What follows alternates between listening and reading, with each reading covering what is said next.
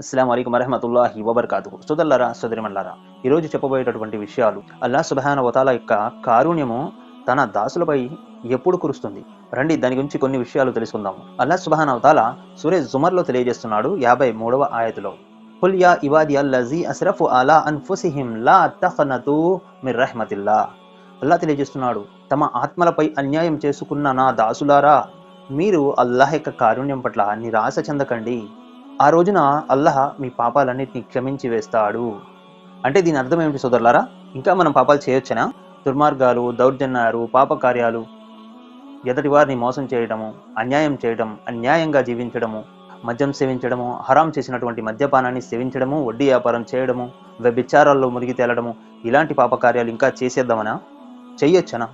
ఇక్కడ దీని అర్థము అది ఎంత మాత్రం కాదు సోదరులారా. ఎప్పుడైతే మానవుడు ఈ పాపాలు చేసి ఉన్నాడో, అతను తెలుసుకుంటాడో ఇది తప్పు, ఇది పాపకార్యము, అల్లాహ్ దీని పట్ల ఆగ్రహం వ్యక్తం చేస్తాడు అని ఎప్పుడైతే మనం అనుకుంటామో, ఆ పాపాల నుంచి ఆగిపోతామో, ఇక ఈ రోజు నుంచి ఈ పాపం నేను చెయ్యను, ఈ తప్పు నేను చెయ్యను అని నిలిచిపోయి మారిపోతాడో, ఆ రోజున ప్రళయ దినం రోజున అల్లాహ్ అటువంటి వ్యక్తి యొక్క పాపాలను క్షమించి వేస్తాడు అని ఈ ఆయతలో చెప్పడం జరిగింది.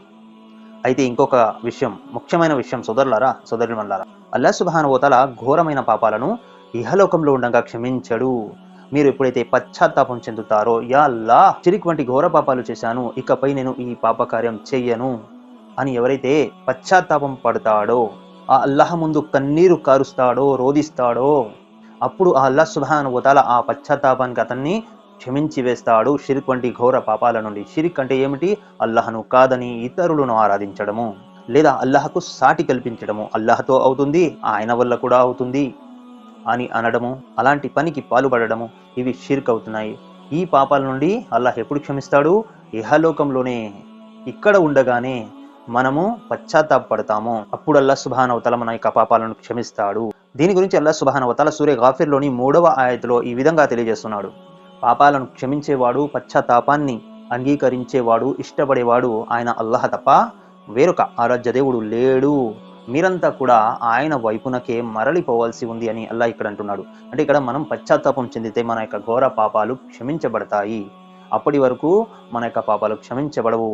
ఎవరైనా అదే స్థితిలో షిర్క్, బహుదైవారాధన చేస్తూ గనక చనిపోతే అతనికి క్షమాపణ అనేది ఆ రోజు ఉండదు. కాబట్టి ఎప్పుడైతే మనం మారిపోతామో, అల్లాహకు భయపడుతూ పాపాలకు దూరం అయిపోతామో, అల్లాహతో క్షమాపణ కోరుకుంటామో, అల్లాహ్ మనపై కారుణ్యాన్ని కురిపిస్తాడు, మనల్ని క్షమిస్తాడు.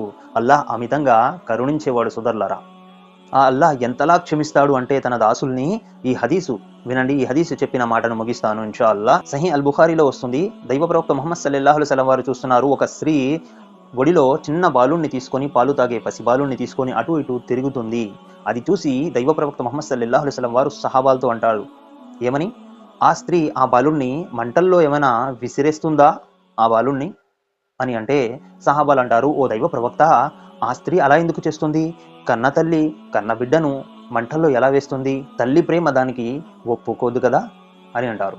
ప్రవక్త ముహమ్మద్ సల్లల్లాహు అలైహి వసల్లం వారు అప్పుడు అంటారు, ఏ విధంగా అయితే ఆ తల్లి యొక్క ప్రేమ అతన్ని మంటల్లోకి తొయ్యదో, ఎంతలా ఆ బాలుణ్ణి ఆ తల్లి ప్రేమిస్తుందో, తన కరుణ చూపిస్తుందో, అంతకంటే ఎన్నో రెట్లు ఎక్కువ అల్లాహ్ సుబ్హానహు వ తఆలా తన దాసులపై తన యొక్క కారుణ్యాన్ని కురిపిస్తాడు.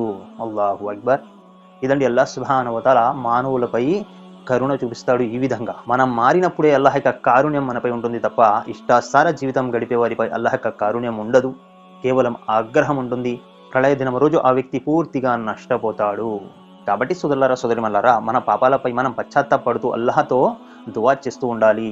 అప్పుడే అల్లాహ్ మన యొక్క పాపాలను క్షమిస్తాడు. మనం తప్పుల నుంచి ఆగిపోయినప్పుడే అల్లాహ్ యొక్క కారుణ్యము మనపై ఉంటుంది. అల్లాహ్ సుబ్హానహు వ తఆలా మన యొక్క పశ్చాత్తాపాన్ని అంగీకరించుగాక. ఆమీన్.